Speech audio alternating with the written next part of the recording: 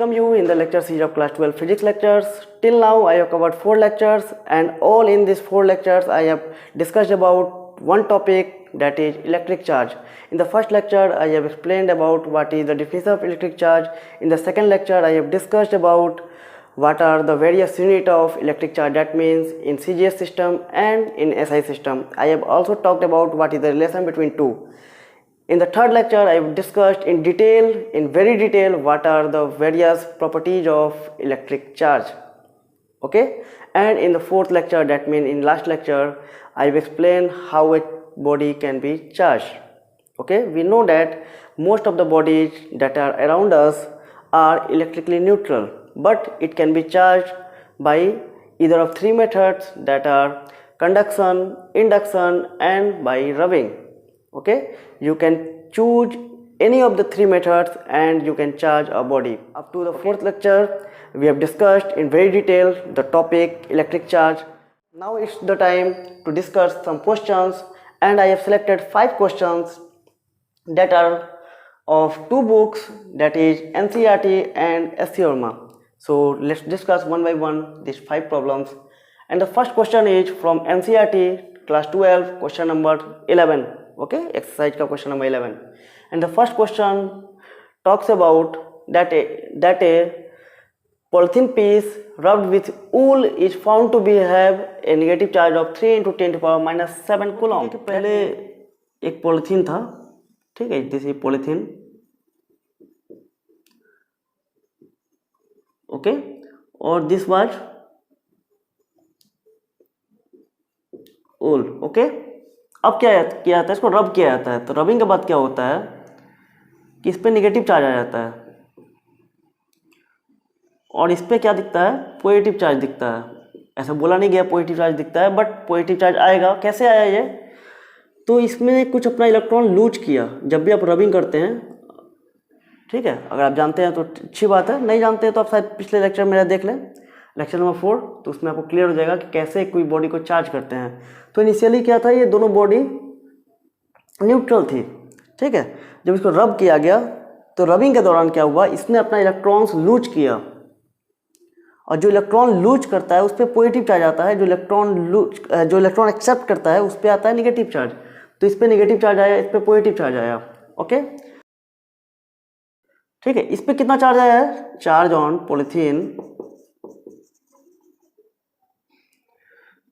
Polythene कितना है, 3 into 10 to the power minus 7 coulomb negative में.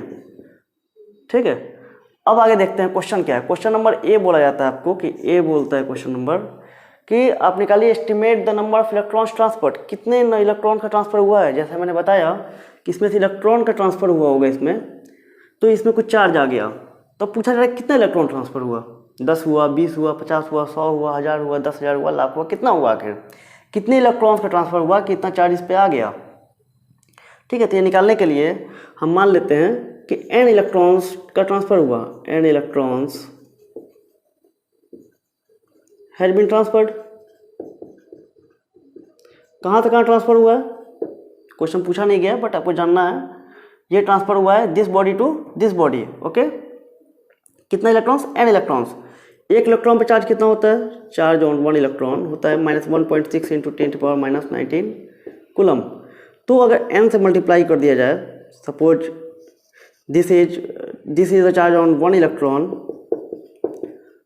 और हम मानते हैं कि हमने n इलेक्ट्रॉन्स का ट्रांसफर किया. ओके, तो टोटल चार्ज कितना आ गया, -3 into 10 to the power minus 7 coulomb. Got it. n की वैल्यू अगर निकालें हम, तो this is the simple calculation, और ये आपका कट जाएगा यहाँ पर. This is around 2 into 10 to the power 12. Okay, this is around 2 into 10 to the power 12. ठीक है, this is number. So around आप एग्जैक्ट वैल्यू निकालेंगे तो ये अराउंड आना चाहिए, मुझे लगता है 1.95 या 1.9 के around. So around 1.9 into 10 to the power 12 electrons has been transferred from wool to polythene. ठीक है, तो ए हमने सॉल्व कर लिया। अब हम देखते हैं बी। बी क्या है? Is there transfer of mass from wool to polythene?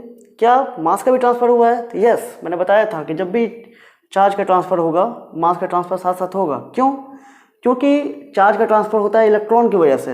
Electron में मास होता है। जब एक इलेक्ट्रॉन इधर से इधर ट्रांसफर होगा, ठीक है, एक इलेक्ट्रॉन इधर से उधर ट्रांसफर होगा तो अपना मास साथ में ले जाएगा। तो कितने इलेक्ट्रॉन्स ट्रांसफर हुए हैं? अराउंड 2 × 10⁻12 या 1.9 × 10⁻12। तो charge on mass on 1 electron कितना होता है? 9.1 × 10⁻31 kg। तो टोटल मास ट्रांसफर्ड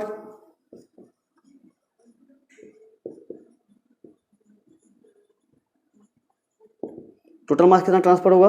9.1 × 10⁻31 kg एक हुआ। और कितने इलेक्ट्रॉन्स ट्रांसफर हुए हैं? अराउंड 1.9 × 10⁻12। जब मल्टीप्लाई करेंगे आप तो आपको अराउंड मिलेगा ये। अब मैं एग्जैक्ट वैल्यू नहीं ले रहा हूँ, मैं कर लेता हूँ कैलकुलेशन अराउंड, ठीक है। तो 9 × 2 18, तो दिस इज 17.8 अराउंड, ठीक है, 17.8 × 10⁻6 kg। और दिस इज अराउंड 1.78 × 31 - 12, ठीक है, दिस इज 19। मैंने गलती की कुछ कहीं, 10⁻19 और 10⁻18 kg। सो इतना मास का ट्रांसफर हुआ है। किसमें बढ़ोतरी हुई है? तो बढ़ोतरी इसमें हुई है, मास इसमें बढ़ा है, इसमें मास की कमी हुई है क्योंकि इसका इलेक्ट्रॉन इसमें आ गया, ठीक है। तो हमने ये क्वेश्चन कर लिया। ये क्वेश्चन आपका था NCERT class 12 question number 11 exercise का। नेक्स्ट क्वेश्चन हम देखते हैं। ये काफ़ी अच्छा क्वेश्चन है। ये क्वेश्चन है 31, लास्ट के कुछ क्वेश्चंस जो 35 क्वेश्चंस होंगे टोटल आपके, तो उसमें 31 नंबर क्वेश्चन है। काफ़ी बेहतरीन क्वेश्चन है, इसको समझते हैं हम लोग। तो उसके पहले आप इसको नोट कर लें, मैं इसको रब करूँगा। तो okay, so we have discussed question number 1, now move to the question number 2। And question number 2 says that protons and neutrons are themselves built of more elementary units that called quarks। यानी कि जो proton और neutron, जैसा हम जानते हैं कि कोई भी एटम के अंदर न्यूक्लियस होता है और उसमें होते हैं प्रोटॉन और न्यूट्रॉन, ओके, और इलेक्ट्रॉन्स बाहर होते हैं। और इसी एटम के मिलने से बनता है कोई भी मैटर। और एटम मिल किससे बना है? तो एलिमेंट्री पार्टिकल से बना है, जिसमें मुख्यतः है इलेक्ट्रॉन, प्रोटॉन, न्यूट्रॉन। रिसर्च के बाद ऐसा पाया गया कि जो प्रोटॉन न्यूट्रॉन जो अंदर हैं, प्रोटॉन न्यूट्रॉन, ये खुद भी मोर एलिमेंट्री पार्टिकल से मिलकर बने हैं और ये 3 एलिमेंट्री पार्टिकल से मिलकर बने हैं, ठीक है, 3 एलिमेंट्री पार्टिकल से मिलकर बने हैं, जिसको हम बोलते हैं क्वार्क्स। और ये क्वार्क्स जो होता है वो 2 टाइप का होता है, अप क्वार्क और डाउन क्वार्क। इसको हम अप क्वार्क को U से दिखाते हैं, डाउन क्वार्क को D से दिखाते हैं। अप क्वार्क की वैल्यू होती है +2/3 और इसकी वैल्यू होती है -1/3, ठीक है। तो प्रोटॉन जो है वो 3 क्वार्क से मिलकर बना होता है, न्यूट्रॉन जो है 3 क्वार्क से मिलकर बना होता है। क्वार्क्स 2 टाइप के होते हैं, एक प्लस क्वार्क, अप क्वार्क बोल सकते हैं उसको, दूसरा निगेटिव क्वार्क होता है, इसकी निगेटिव वैल्यू होती है, जिसको कि डाउन क्वार्क बोलते हैं हम, ठीक है। डाउन क्वार्क का चार्ज होता है -1/3, अप क्वार्क का चार्ज होता है +2/3। अब क्वेश्चन जो आपसे पूछा गया है, क्वेश्चन में ये बताया गया है कि ऐसा कॉम्बिनेशन बताइए, ठीक है, जैसे मैंने बताया कि प्रोटॉन, जैसे क्वेश्चन में बोला गया है कि प्रोटॉन क्वार्क से मिलकर बना है, न्यूट्रॉन क्वार्क से मिलकर बना है, 3 क्वार्क से मिलकर बने हैं। तो ऐसा कॉम्बिनेशन बताइए कि इस प्रोटॉन में कितने अप क्वार्क हैं, कितने डाउन क्वार्क हैं, और इस न्यूट्रॉन में भी उसी तरह बताइए कि कितने अप क्वार्क हैं और कितने डाउन क्वार्क हैं, ठीक है। और ये काफ़ी आसान है। अगर आप इतना समझ गए, क्वार्क का कॉन्सेप्ट समझ गए, तो आप आसानी से बता सकेंगे कि प्रोटॉन और न्यूट्रॉन में कितने अप क्वार्क हैं, कितने डाउन क्वार्क हैं। सिंपल मैथमेटिक्स है ये। अब तो देखते हैं हम इसको। तो प्रोटॉन जो है 3 क्वार्क से मिलकर बना है, ठीक है, इसमें हमें 3 क्वार्क्स भरने हैं। और न्यूट्रॉन भी जो है वो 3 क्वार्क से मिलकर बना है। अप क्वार्क इसको मान लेते हैं, इसको डाउन क्वार्क मान लेते हैं। अब हमें मालूम करना है कितने अप क्वार्क हैं, कितने डाउन क्वार्क हैं। तो प्रोटॉन पे टोटल चार्ज कितना होता है? प्रोटॉन पे चार्ज होता है +E का, ठीक है, प्रोटॉन पे चार्ज होता है +E का, और इस पे चार्ज होता है 0। तो हमें टोटली क्या करना है, 3 क्वार्क ऐसे सेलेक्ट करने हैं कि फाइनल हमें प्लस ई मिले। ठीक है, तो अब सबसे पहले हमने अप क्वार्क एक ले लिया, अप क्वार्क, तो वैल्यू कितनी आ गई 2/3, गॉट इट। एक और अप क्वार्क ले लिया तो वैल्यू कितनी आ जाएगी 2/3, टोटल कितने हो गए 4/3। अगर आप एक और अप क्वार्क लेंगे तो हो जाएगा 6/3, डैट मीन्स 2e हो जाएगा, मुझे चाहिए 1e, तो हम क्या करेंगे एक डाउन क्वार्क ले लेते हैं और,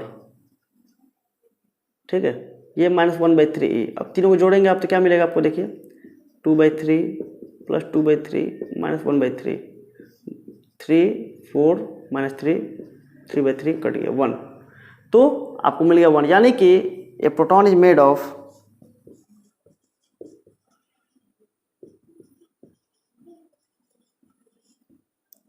2 up quarks and 1 down quark. Okay, now come to the neutron. Neutron पे चार्ज कितना होता है 0, तो हमें कुछ ऐसा कॉम्बिनेशन लेना है कि चार्ज टोटली 0 हो जाए। ठीक है, तो आप समझ भी गए होंगे, काफ़ी आसान है ये। हम एक अप ले लेंगे और 2 डाउन ले लेंगे, क्योंकि अप पे जो चार्ज है वो डबल है डाउन के, अप पे जो चार्ज है वो डबल है डाउन के। तो अगर 2/3 है 2/3e, ये -1/3 -1/3 -1/3 -1/3 -2/3 प्लस 2/3 हो जाएगा 0। ठीक है, तो एक प्रोटॉन जो है, एक न्यूट्रॉन जो है, क्या आंसर होगा इसका, ए न्यूट्रॉन इज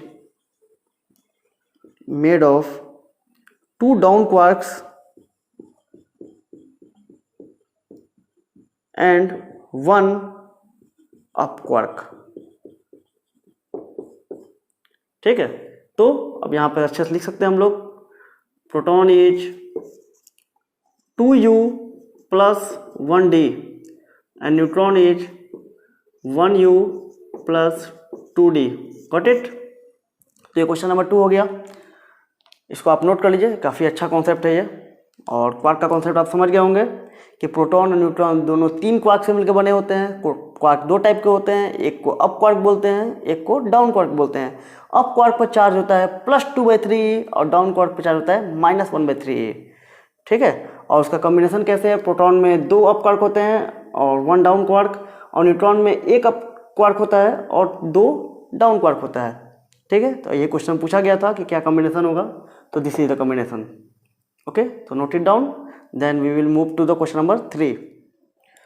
ओके, तो now move to the question number 3, and question number 3 is from the S.C. Verma book chapter 29 objective 1 question number 6।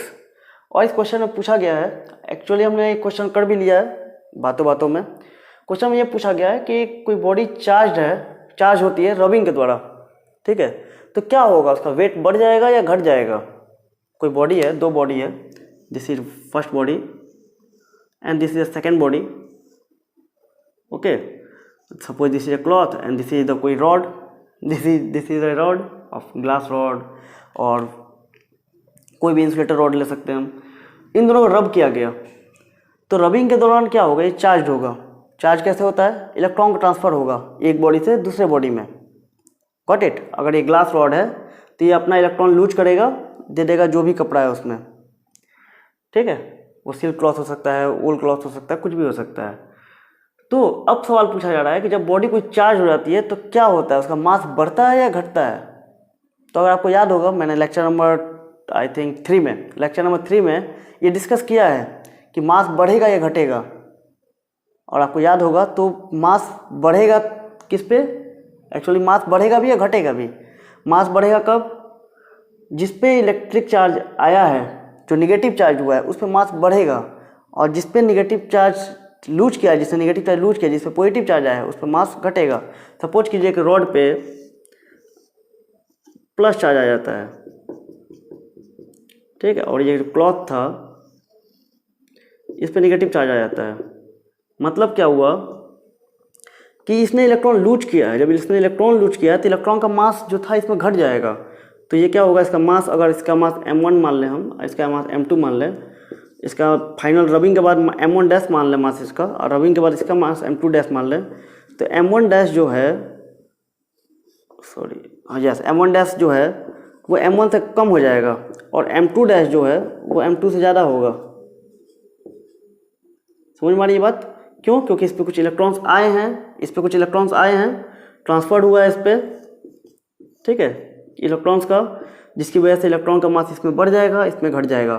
तो क्वेश्चन जो पूछा जा रहा है कि किसी बॉडी को चार्ज करते हैं रबिंग के द्वारा तो उसका वेट क्या होगा, यानी मास क्या होगा, रिमेन्स प्रिसाइजली कांस्टेंट, तो नो, प्रिसाइज की बात किया गया। अगर अप्रॉक्सीमेट बोला जाए तो चलेगा, क्योंकि बहुत इलेक्ट्रॉन का मास बहुत ही कम होता है, ठीक है, तो हमको पता नहीं चलता है कि कुछ कमी आई है कि नहीं आई है। बट प्रिसाइज की बात की जाए तो नो, ठीक है। सेकेंड क्वेश्चन पूछा गया इंक्रीज स्लाइटली, क्या बढ़ेगा स्लाइटली? यस, बढ़ रहा है, बट ये क्लियर नहीं किया गया किस बॉडी के बारे में बात कर रहे हैं। अगर बॉडी पॉजिटिवली चार्ज हुई है तो घट जाएगा, फिर अगर निगेटिवली चार्ज हुई है तो बढ़ेगा। इसमें मेंशन नहीं किया गया यहाँ पे कि पॉजिटिवली चार्ज बॉडी की बात की जा रही है कि निगेटिवली चार्ज बॉडी की, तो इसको हम करेक्टली टिक नहीं कर सकते हैं। और ये चूंकि क्वेश्चन है ऑब्जेक्टिव 1 का, ऑब्जेक्टिव 1 में एक ही आंसर सही होता है। एस टी वर्मा के बुक की है, कोई भी चैप्टर आप करेंगे तो ऑब्जेक्टिव 1 में एक ही क्वेश्चन, जो क्वेश्चन होते हैं उसका एक ही आंसर होता है, और ऑब्जेक्टिव 2 में मोर देन 1 आंसर हो सकते हैं, ठीक है। Next option decrease slightly, yes decrease करेगा, बट पॉजिटिव वाले का डिक्रीज करेगा, नेगेटिव वाले का बढ़ेगा।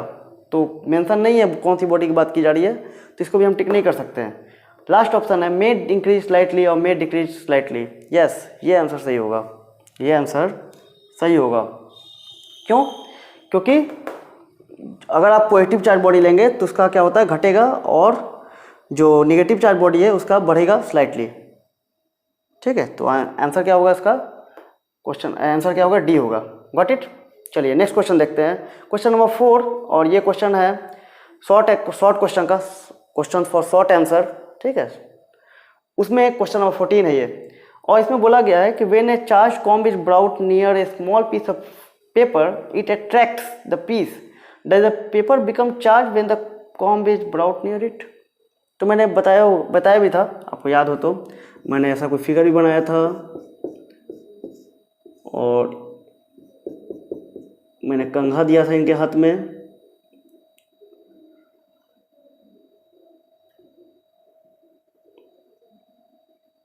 ठीक है। तो जब बालों से रब किया था कंघे को, तो ये जो कंघा है, कॉम्ब है जो, ठीक है, इसको मैं थोड़ा बड़ा बना लूँ तो छोटे छोटे पार्टिकल्स जो हैं अगर कागज के, उसको अट्रैक्ट करता है अपनी ओर। और इसके पीछे मैंने रीजन बताया था आपको, इंडक्शन होता है, this process is called induction. Question ये पूछा गया है कि जो चार्ज कॉम्ब है, ये चूंकि रबिंग के कारण चार्ज आ जाता है इस पर, ठीक है, ये कंघी जो है वो चार्ज हो जाती है, तो जब इसको स्मॉल पीस ऑफ पेपर के पास लाया जाता है तो अट्रैक्ट करता है, तो क्या पेपर जो है वो क्या चार्ज हो जाता है क्या, ये क्वेश्चन है। तो सोचिए इस पर, जो भी एस टी वर्मा के शॉर्ट क्वेश्चन होते हैं वो डिस्कशन के लिए होते हैं, कि आप उस पर फ्रेंड्स डिस्कशन करें, अपना अपना बात रखें और फाइनल कंक्लूजन निकालें। तो before going to my answer आप इसको सोचें एक बार, ठीक है, उसके बाद वीडियो को पॉज करके सोचें, उसके बाद देखेंगे आंसर। तो इसका आंसर होगा कि नो, ये जो कागज़ है वो चार्ज नहीं होता है। क्यों?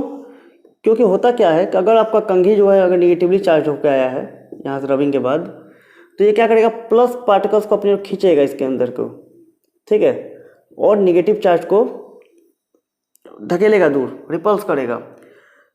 तो क्या होगा, एक डायपोल क्रिएट हो जाएगा, मतलब एक पॉजिटिव चार्ज का और निगेटिव चार्ज के बीच एक फासला आएगा, और बहुत स्मॉल चार्जेस होते हैं ये, तो एक स्मॉल डायपोल क्रिएट होगा। डायपोल हम लोग आगे पढ़ने वाले हैं, तो अगर नहीं समझ में आ रहा है डायपोल तो कोई दिक्कत नहीं है।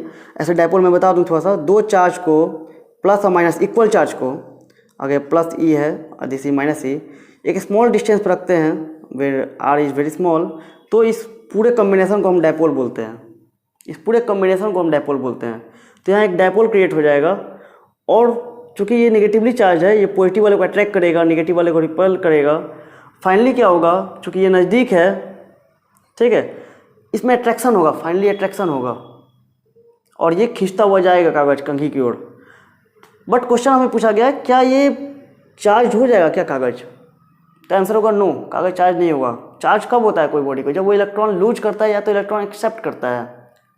बट यहाँ पे जितने प्रोटॉन है जितने उतने ही इलेक्ट्रॉन्स अभी भी हैं, जितना पॉजिटिव पार्टिकल्स है उतना ही निगेटिव पार्टिकल्स है, तो ये बॉडी अभी भी न्यूट्रल है, ये चार्ज तब होगा जब इसके इलेक्ट्रॉन्स बाहर निकल जाएंगे या फिर इलेक्ट्रॉन्स आ जाएंगे इसमें। तो आप देख सकते हैं कि इसमें नंबर ऑफ नेगेटिव पार्टिकल्स और number of positive particles same है, तो ये बॉडी चार्ज नहीं होगी। तो इसका आंसर क्या होगा? नो।